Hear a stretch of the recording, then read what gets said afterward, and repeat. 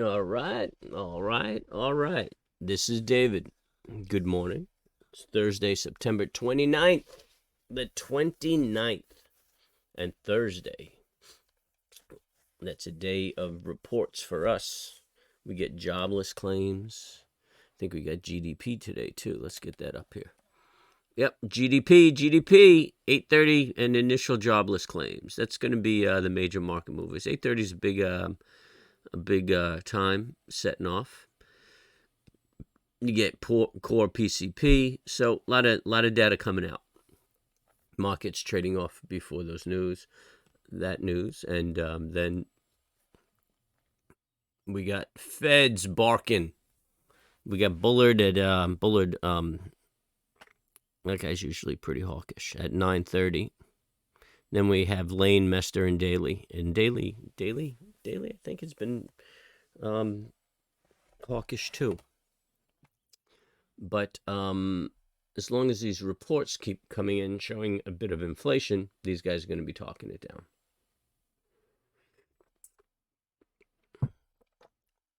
So anyway, if you're trading futures, don't trade ahead of that. But we're going to know what the market feels like by 9:30 after an hour of trading. Let's take a quick look, see what's going on in CNBC. CNBC. Just showing the futures down. Oh, but don't be surprised if we get that bounce. Pension fund, Ian. Oh, cool.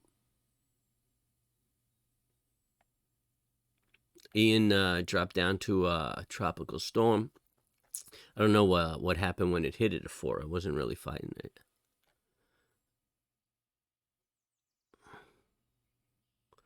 If you want to live, surrender, tells Zelensky's Russian conscripts. Yeah, I would like to see a mass surrender.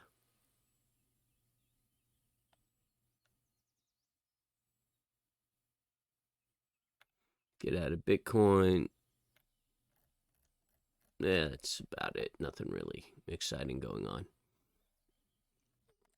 So let's get to the futures. Here's BTC.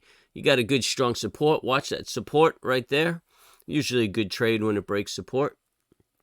It's been a reliable trade. You could put a pennant. I don't really like it. Yeah, a trend line down here. I don't like it. But, yeah, I just, I guess if you're long-term in it, stay bullish above that support. Reverse your position if it breaks that support. Let's throw that support in. Get some pretty colors. See how responsive this software is today. Not responsive at all, to tell you the truth. There she is. All right, what do we got here? We got bonds. All right, yesterday we were talking about it was a little extended. We got that bounce. It's kind of engulfing. I'm neutral right now, and I'll watch today's bar. There's no move I'm going to make right now. If I was short bonds, I'd definitely be looking at taking a profit right around here. But there's a play on an inside bar. If this happens, nice engulfing, we'd have a bullish bias, and not today. But if this bar builds like this today, tomorrow we would take that break. But I think we're going to have a bit of volatility in the day. So I wouldn't be surprised if we eat up all of these moves down, if we eat up the move down overnight today. I'm mastering the art of this ground coffee, boy. All right, so let's go to oil. Oil broke our support, came right back. I mean, that's very interesting. I mean, this is very cheap for oil. I don't really see it getting much cheaper than this. So I'm neutral. I mean, this is a very strong bar. I don't see any setups.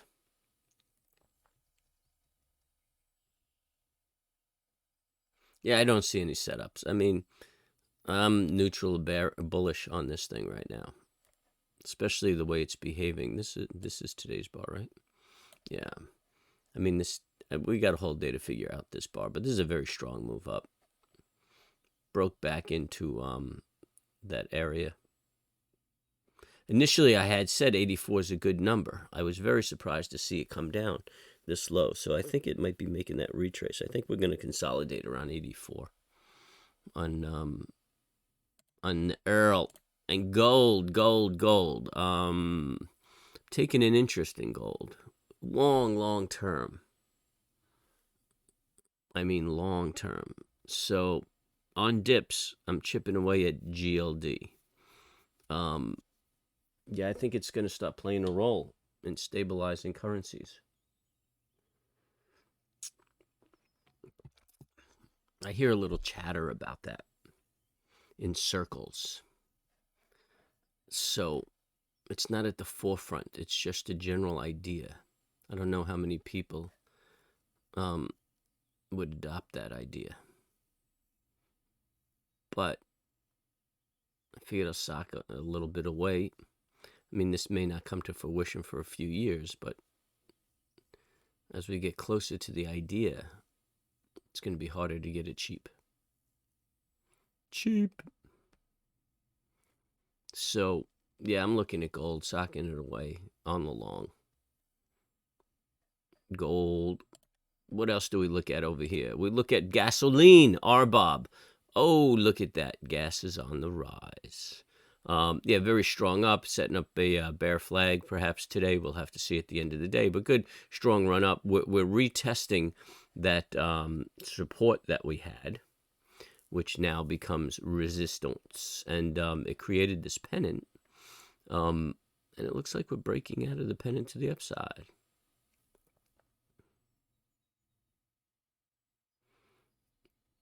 So I'd have to say, I don't see a setup, but I'd have to say I'm kind of bullish on gasoline. So fill your tanks, ladies and gentlemen. And natural gas, do I have the wrong acronym? No, I have the right acronym. Okay, it seems like every once in a while, they pick a market that they can't connect to. So it looks like it's gas today.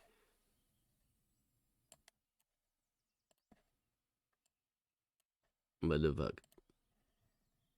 There we go. Okay. So the S&P, and we're looking at futures. It translates though. You're not going to see this though. Engulfing bar, big bullish engulfing bar, and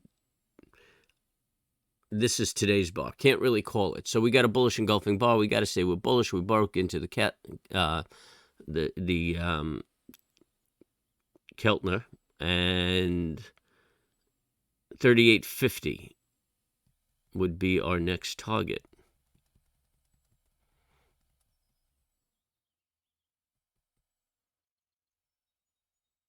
I'm neutral to bullish. I mean, I don't see a setup. I'm going to watch today's bar. Personally, I think that we rebound today.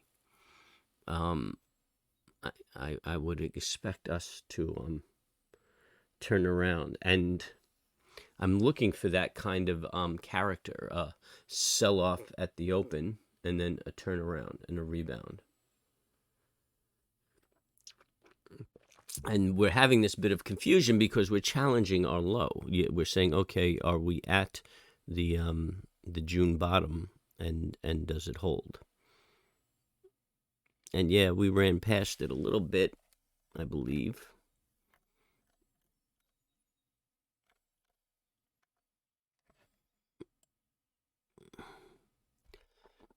But that's pretty consistent. See, we're back up here, which gives us, that 695 is really a good range. And that's what we're fighting with, I believe. We're back below it right now, or at it.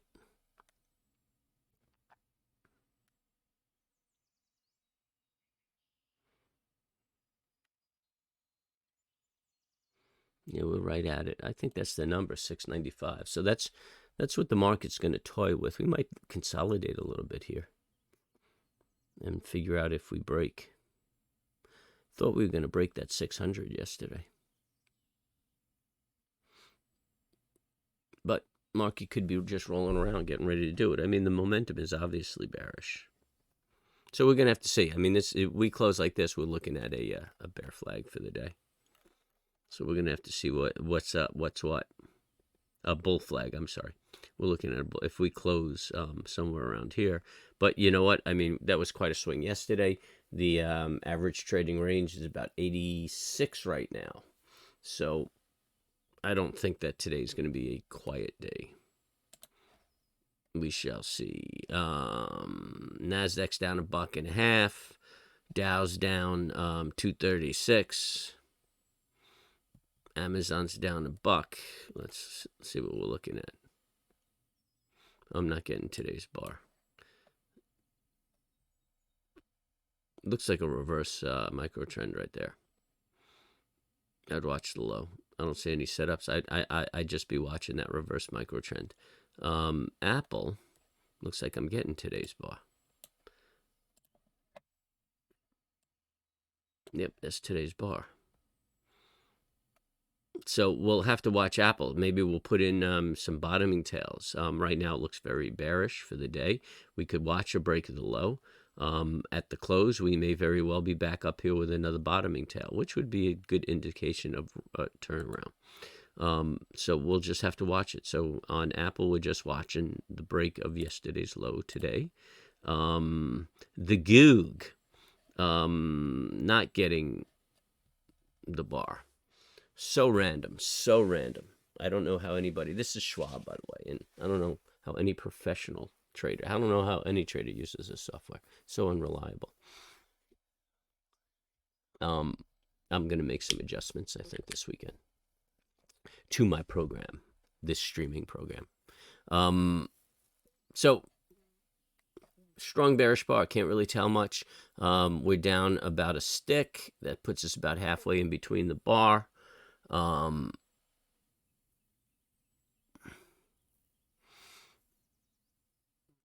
Just can't call it. And when you can't call it, you're neutral, right? Microsoft, think not getting today's bar, down 3.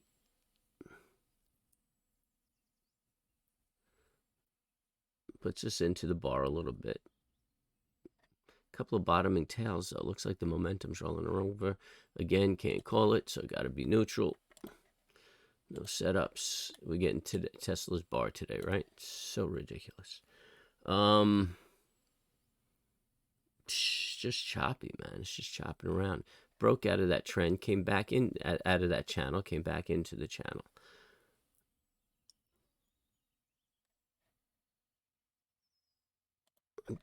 Tesla's just getting comfortable with itself.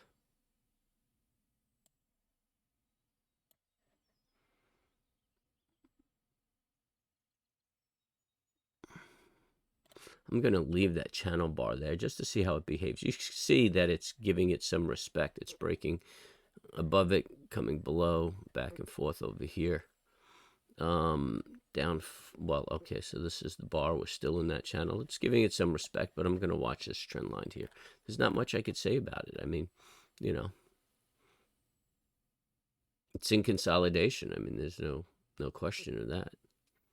It's just got to make its decision. Probably just hanging on for the market to figure out which way to go.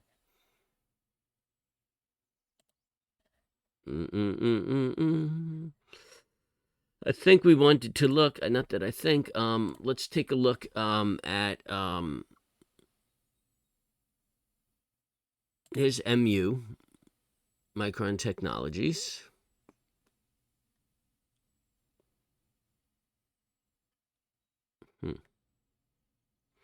Selling off a little bit. I'm neutral. There's no entry right here. I'm all about the sector right now. So you could be chipping away if that's your preference on MU. Here's AMD.